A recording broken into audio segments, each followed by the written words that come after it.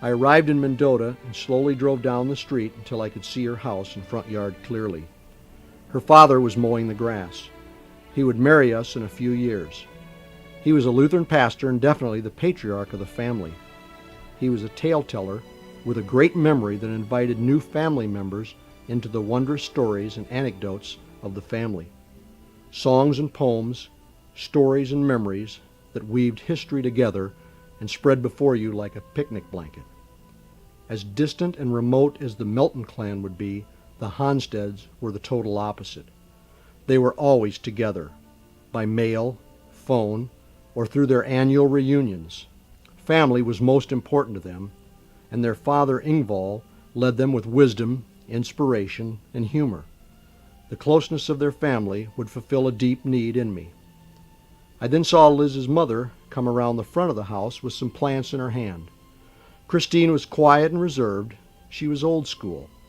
There was a time when dedicating oneself to raising children and care of the home was a highly admirable work, when staying out of the limelight and causing no attention to be drawn to yourself was virtue. Her daughters would carry on her legacy, and I think Liz perhaps the most. Christine was always busy, always making others' lives her life. I waited and watched another half hour with no luck. Liz was probably at a friend's house or at one of her relatives. I shut the car off and decided to walk around. It was a small town, so in a couple of hours I could walk it all. I walked around the lake, walked along the railroad tracks, walked downtown.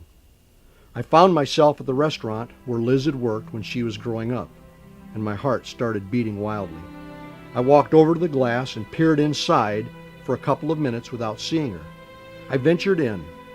I no sooner sat down than I heard a voice behind me say, "I'll be with you in a minute." With a stack of dishes fresh out of the dishwasher in her hands, it was Liz. I wanted to get up and go, but I was frozen down in my seat. I watched her walk across the dining room floor, set down the dishes, and walk back to me.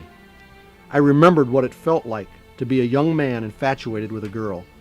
She stood before me, the love of my life, now just a 16-year-old girl. And from somewhere in a dream I heard her speak again. "Have you decided what you'd like?" I hadn't even glanced at the menu. So I had to come up with something fast, and what came out was not from the 17-year-old boy, but the 67-year-old man who, because of his stomach problems, always ordered the same thing when he went out to a restaurant. "I'll have the cottage cheese and fruit plate." Oops, you idiot, Melton.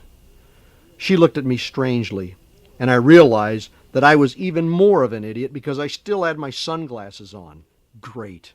I'm a 17-year-old kid sitting in a restaurant, wearing sunglasses, ordering geriatric meals to the girl of my dreams. I slowly reached up, pulled the glasses off, and our eyes met. Her bewildered look changed, and she smiled, and then just stood there. After a few seconds, she showed her embarrassment for that frozen moment and quickly walked away. But I felt wonderful. That smile I would get to see for the next 50 years. I felt a little bold. "Can I get a Diet Pepsi with that too?" I yelled out before she could get too far away. "Sure."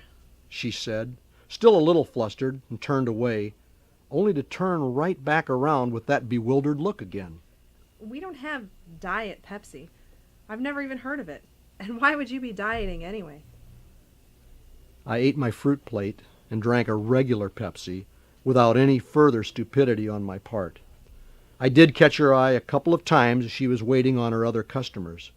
The spark was already there. I should have known it. My heart and my head were both busy making their plans. My head knew that I needed to get out of there as quickly as possible, but my heart was putting up a pretty strong argument. What if I just stepped up my destiny by a couple of years? For all I knew, I was stuck back in time anyway, so that maybe the only future I would have would be the one I would be creating right now.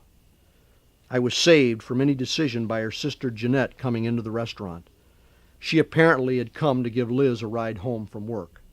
Liz came over to the table, handed me the check, and quickly, before she turned to leave, said, "Hope I see you again." She turned and walked away, and as she did, I shouted at her, and probably a bit too loud. "I'll buy you a Diet Pepsi next time."